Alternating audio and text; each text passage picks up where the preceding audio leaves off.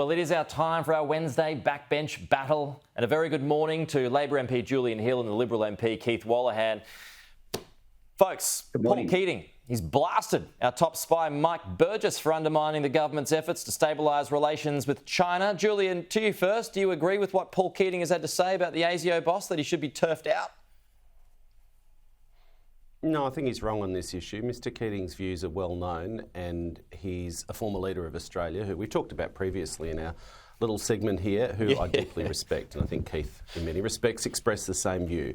I dearly wish that the world had turned out as Mr Keating and the then government, then Labor government, was working towards in the 1980s and 90s. I really do. And the ASEAN summit today moves things in that direction. It's a really big moment for Australia and for deepening our relations in Southeast Asia, which was a big part of Mr Keating's focus and legacy.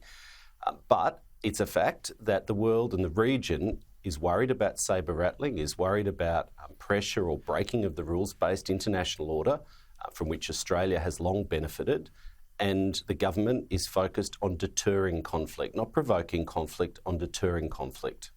Yeah, you're right. The last couple of weeks we've had this panel. Paul Keating's come up a few times. It's almost timed to coincide with this. Keith, what do you make of the former Prime Minister's comments? I mean, he is revered by many in the Labor Party and around the country, but he doesn't get those security reports anymore. No, he doesn't, and they're extremely unhelpful. And as I said previously on this show, I thought Paul Keating has interesting contributions on economics and reform. But when it comes to foreign policy in the world that we live in, I don't think he realises how things have changed. We live in a multipolar world, and an organisation like ASEAN is extremely important. And that is being conducted here in our home city of Melbourne for both myself and Julian.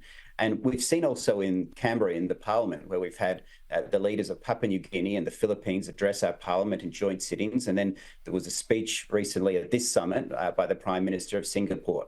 And it just shows how out of touch Paul Keating is on this issue. Yeah, Susan Lee on the program a short time ago, she doubled down on what James Patterson had to say on Sky last night, Julian, that the Prime Minister needs to come out and publicly support the ASIO boss and also distance himself from Paul Keating's comments. Do you think he has to do that? Well, I think he already did. I mean, let's not get stuck on Susan Lee and whatever world she's living in at the moment. The Prime Minister's been very clear. But look, I'm a member of the Parliamentary Joint Committee of Intelligence and Security. I work directly with the heads of the security agencies in that capacity. They're professional and they're very direct. What I would say is the government is entirely focused, laser-like focus on community security and securing Australia. The threats which Mr Burgess have talked about, we've looked under the hood, they're real. Espionage and foreign interference in our country is at record levels. They're not making this up. The threat of counter-terrorism has diminished somewhat, but is not gone. It remains present, and there's a whole range of emerging threats. The government's role, and this is what we're doing, is to make sure that the security agencies are equipped with the right resources, the right powers, and subject to proper and rigorous oversight. We don't give them everything they ask for. There is a tension, and I think Keith would agree with this, in a liberal democracy between individual liberty on one hand and collective security on the other. They're responsibilities which the parliamentarians involved take very seriously. We challenge them. It can't always be done in public. But I do have faith in Mr Burgess. The Prime Minister's expressed that. And again, it's always difficult to know what planet the Deputy Leader of the Opposition is in fact living on from day to day. OK, switching topics. Keith, did your new Shadow Assistant Treasurer Luke Howarth bell the cat on your plans for Stage 3 tax cuts by keeping them as they are? Keeping as they were, I should say, although keeping that lower end as they are. Is this something that you'd support? I just want to congratulate Luke Howarth on his elevation to that position, and indeed all of the others who were promoted in the minor reshuffle yesterday. Luke's just making the obvious point that bracket creep is still an issue. When you are living in a high inflation economy and you have multiple complex brackets, by design, Australians are going to be on the fast track to paying more tax. And he wants to turn his mind to that.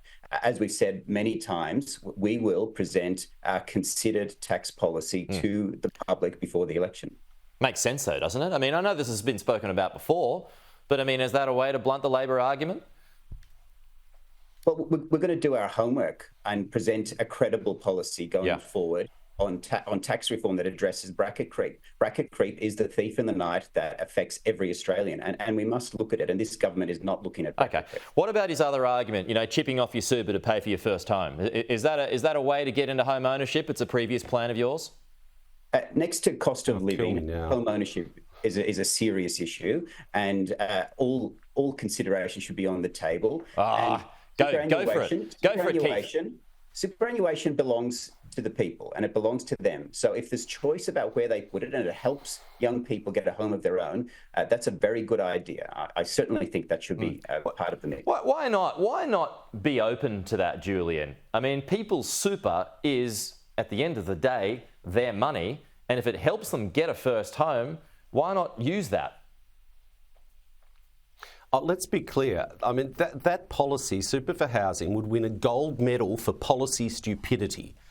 You don't make housing more affordable by making it more expensive, and that's exactly what this policy would do. That's why the previous Liberal government, term after term, when some idiot backbencher floated it, would say, no, it's a dumb idea. You may as well, for a young person turning up at an auction, you may as well just suck their retirement savings out and put it in the pocket of the guy selling the house. It would push up the cost of housing. I mean, it's a double whammy, isn't it? Making housing more expensive and advantaging the people who already own property, and trashing the retirement savings of low and middle income earners. I mean, you can't be clearer. But look... Yep. 10 seconds. Wrap it up, Julian. I mean, if Luke Howarth is the answer, God help them, what's the question? I mean, they pre-selected another bald bloke in a blue suit in Cook, and, I think Keith said the right thing on that. Why can't you pre-select women?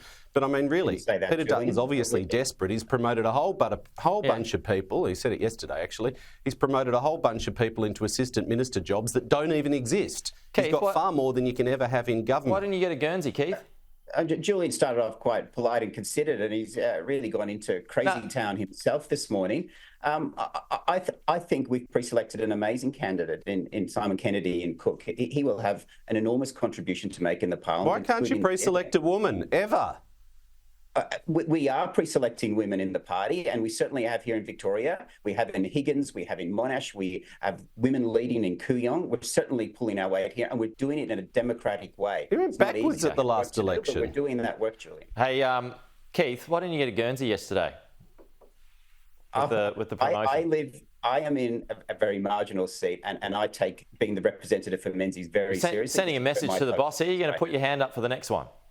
No, my job is to represent the people of Menzies in the parliament, and you cannot take that for granted, and I don't take them for granted. Okay, fair enough. Julian He's Keith. Smarter and a lot less weird than most of them, I'll give him that. We got to go. Julian Keith, talk to you next week.